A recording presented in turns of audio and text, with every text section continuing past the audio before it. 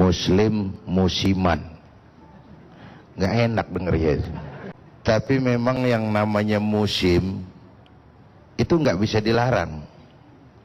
Cuma kalau musimnya habis. Musim itu temporer kan. Musim rambutan bisa nggak dilarang?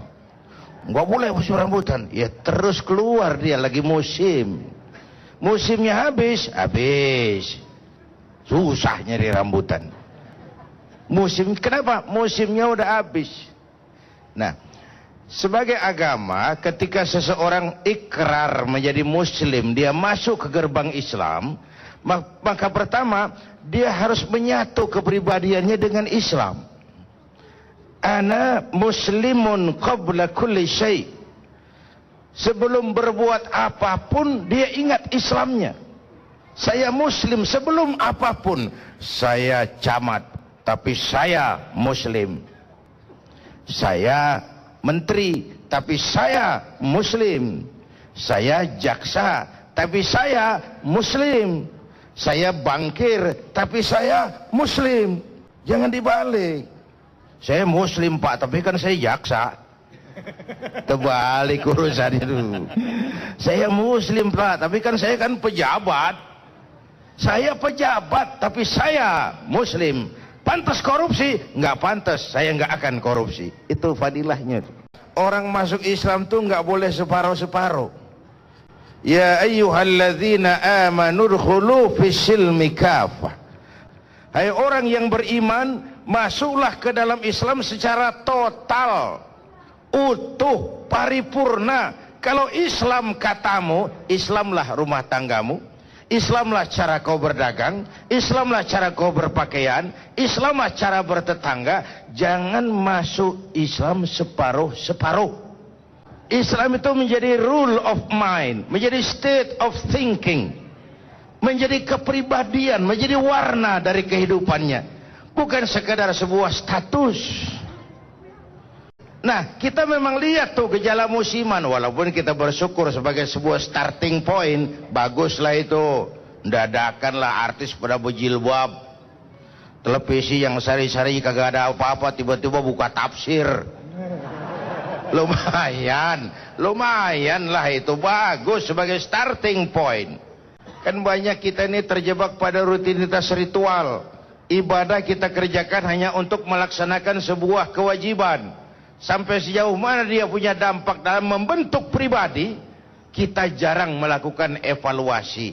Itulah yang sering saya bilang, jangan heran kalau ada orang sholat rajin, maksiat tekun. Sedekah mau, nyolongnya lebih gede. Udah malaikat dah godek dah, bagaimana nyatetnya nih bocah nih. Kotor banget rapotnya, susah nulisnya.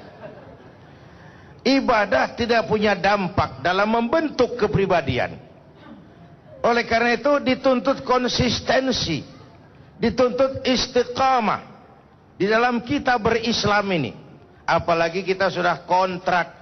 Kontraknya kan inna sholati wa nusuki wa mahyaya wa mamati lillahi. Itu komitmen, itu kontrak total. Bahwa ibadahku, sholatku, hidup dan matiku cuma untuk Allah dan karena Allah. Kalau hidup sudah mulai kita gantungkan kepada yang selain Allah, bersiaplah untuk kecewa. Saya bersaksi tiada Tuhan selain Allah, maka saya tidak akan menyembah kecuali hanya kepada Allah. Saya tidak akan pernah takut kecuali hanya kepada Allah. Saya tidak akan menggantungkan hidup kecuali hanya kepada Allah. Saya tidak akan minta rezeki kecuali hanya kepada Allah. Saya tidak akan pernah takut kecuali hanya kepada Allah. Total. Lalu saya bersaksi Nabi Muhammad utusan Allah, Nabi terakhir. Tidak ada Nabi sesudah Nabi Muhammad. Harga mati, titik. Total. Total, konsisten. Apa dan bagaimanapun resikonya, apa dan bagaimanapun resikonya, konsisten dengan keislamannya. Masih ingat yang namanya Bilal? Bilal, ibu kenal Bilal? So tahu lu di mana kenalannya lagi, kenal. budak sahaya, ikut Nabi, dipanggil sama majikannya. Bilal, iya bos. Kamu masuk Islam ya? Iya. Memangnya kamu siapa Bilal? Ya budak tuan. Budaknya siapa? Budak tuan. Kamu kerja sama siapa? Sama tuan. Yang gaji kamu? Ya tuan. Kamu tahu kan?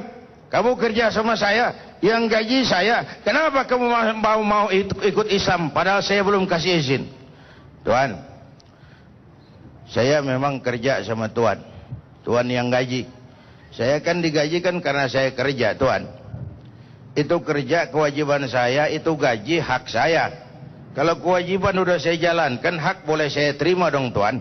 Perkara agama saya mau pilih yang mana, tuan nggak usah maksa-maksa. Gila kamu Bilal. Biarin. Kamu berani? Dari kemarin. Bilal, kalau kau tetap dengan keyakinanmu, dengan Islammu, kalau kau tetap dengan Islammu, kau akan saya siksa. Terserah. Saya bunuh. Boleh. Mati kamu. Biarin.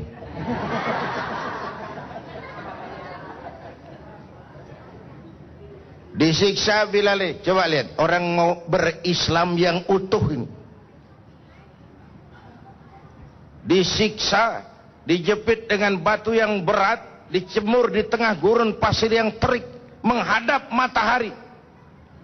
Terkelupas kulitnya, pecah bibirnya, mengalir darah dari sekujur badannya. Ayo Bilal, tetap Islam dan kau mati,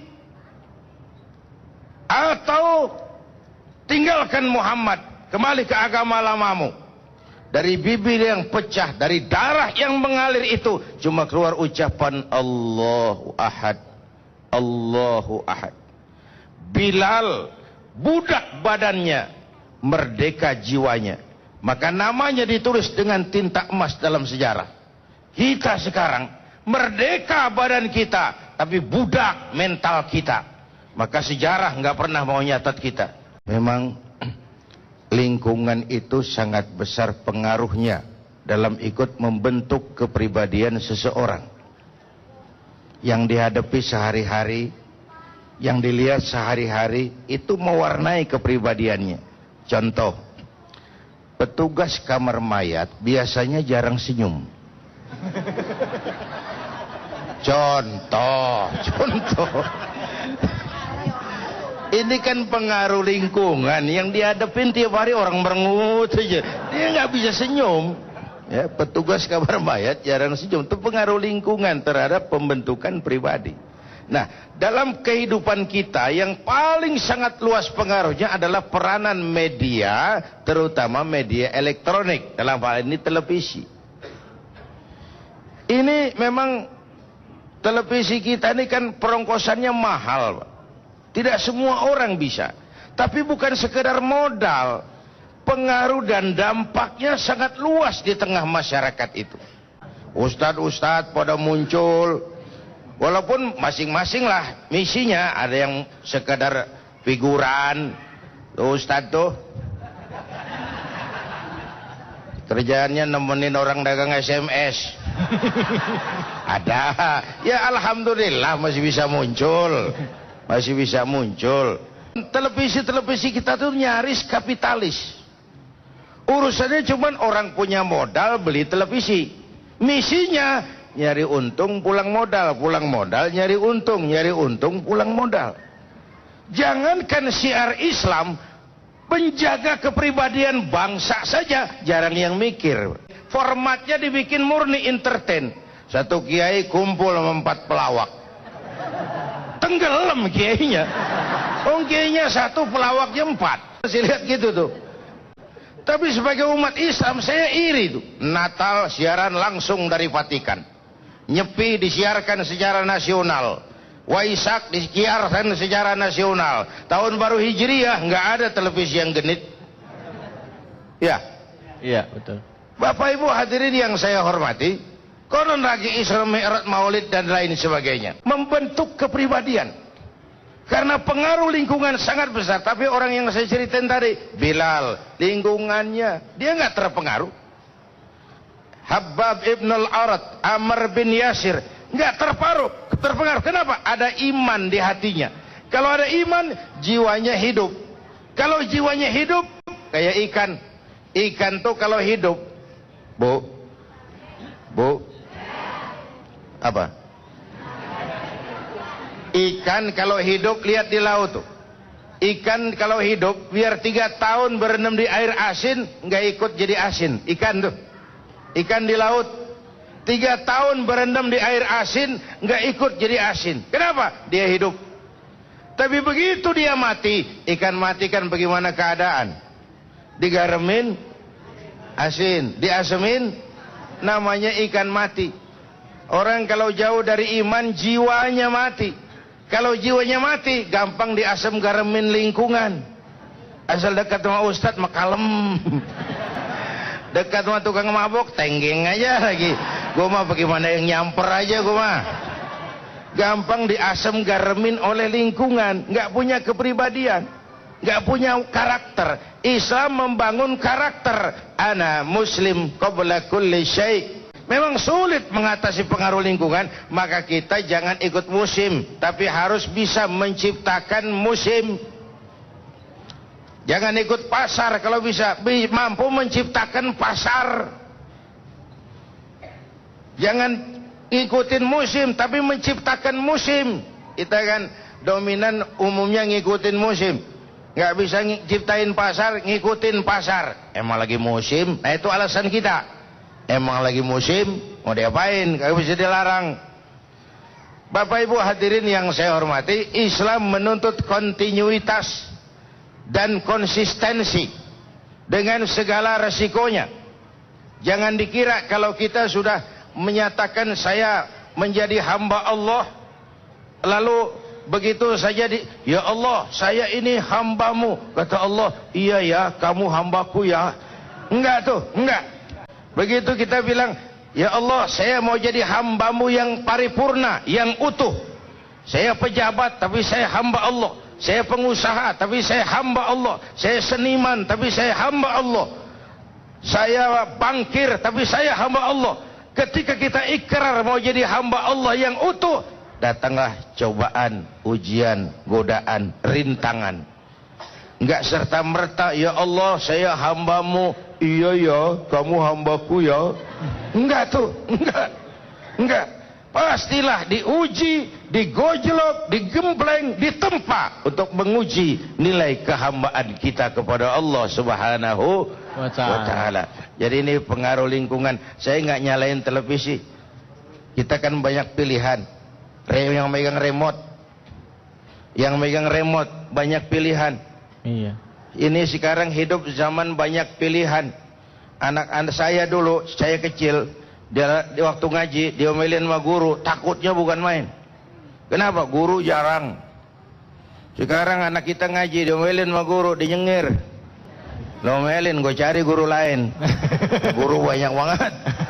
Orang sekarang hidup banyak pilihan. Di depan rumahnya ada masjid, dia sholat Jumat ke masjid lain yang lebih jauh, dia mau bayar taksi. Waktu ditanya, kenapa lu sembahyang jauh-jauh? Waduh bang, sembahyang di sono gue berasa tambah ilmu bang.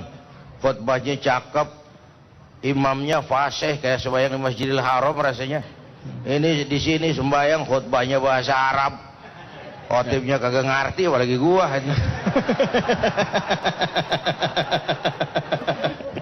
Sholat Jumat saja orang sudah pada milih sekarang itu. Idealnya semua ibadah dasarnya itu 2. Pertama, ibadah tidak boleh dikerjakan setengah hati, main-main atau coba-coba. Yang kedua, semua ibadah dasarnya harus lillahi ta'ala.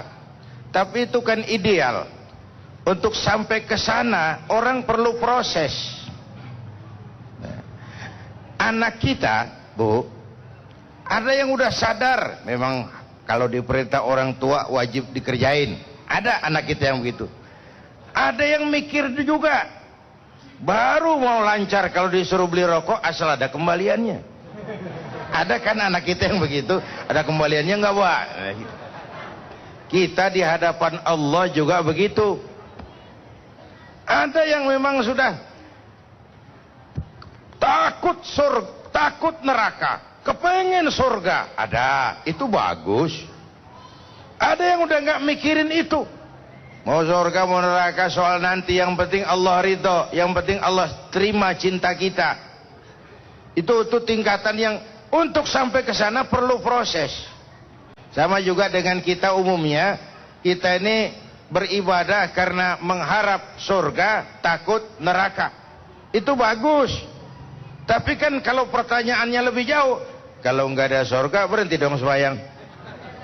Nah, ada tahapannya. Orang beribadah bukan lagi urusan surga dan neraka, tapi urusan cinta. Itu yang dimotori oleh Sayyidah Rabi'ah Adawiyah, Rabi'atul Adawiyah. Alirannya aliran cinta. Sampai dia bilang gini, Bu.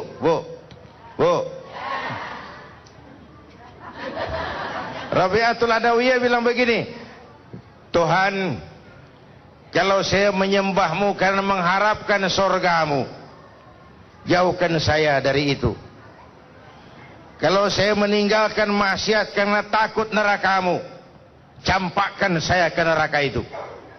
Tapi kalau saya ibadah kepadamu karena saya cinta kepadamu, maka terimalah cinta saya. Itu namanya orang beribadah karena cinta. Cinta Allah, mau surga mau neraka itu belakangan. Cinta dulu diterima enggak sama Allah. Sehingga Rabi'ah dalam sebaik syairnya bersenandung begini. Rabi'atul Adawiyah ini perempuan, menjanda sampai meninggal karena mempertahankan ibadahnya kepada Allah. Katanya Rabi'ah ini dalam sebaik syairnya bilang begini, walaitaka tahlu wal hayatu mariratun, biarlah hidup ini pahit asal engkau tetap bersikap manis ya Allah. Walaitaka tardha wal anamu ghadibu, biar orang semua enggak demen asal engkau senang ya Allah.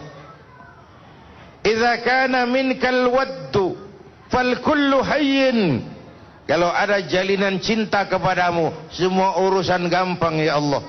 Wa kullu ma fawqa turabi turab, yang ada di atas tanah tanah semua.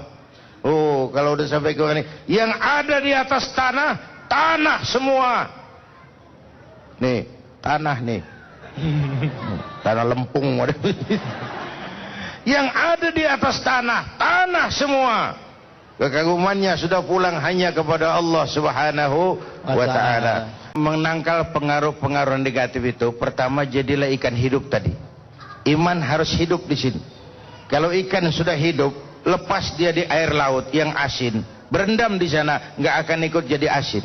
Kalau ada iman, kita nggak akan mudah terpengaruh oleh lingkungan. Nah, baginda Rasul memberikan contoh itu. Lahir di tengah masyarakat berhala, nggak ikut cuma berhala. Lahir di tengah masyarakat jahiliyah, nggak ikut jadi jahiliyah. Berbisnis, nggak larut jiwanya mencari keuntungan dengan menghalalkan segala cara. Ini sebuah potret bagaimana kita membangun kepribadian, tidak larut oleh situasi dan kondisi. Tapi memang sekali lagi, makin hebat lingkungannya menguji keimanan kita, makin mantap iman kita. Contoh, puasa di Jakarta sama puasa di pesantren di kaki gunung, insya Allah pahalanya lebih besar di Jakarta kalau sama ikhlas ya. Kenapa? Pesantren di kaki gunung kita puasa, siapa yang mau godain? Nggak ada, semua pada puasa juga. Di Jakarta kita puasa, warung saban pojokan buka, tulisan gede, hormati orang puasa, di bawah yang makan biasa. Ini lingkungan sangat besar pengaruhnya. Jadi oleh karena itu, ya pejuang itu kan kelihatan kalau ketemu musuh. Kalau nggak ketemu musuh, semua orang bisa ngaku jadi pahlawan, bisa ngaku jadi pejuang. Tapi saat ketemu musuh, disitulah kelihatan nilai kejuangan kita, nilai kepahlawanan kita. So, iman baru kelihatan kadarnya kalau dia sudah berhadapan dengan ujian dan cobaan.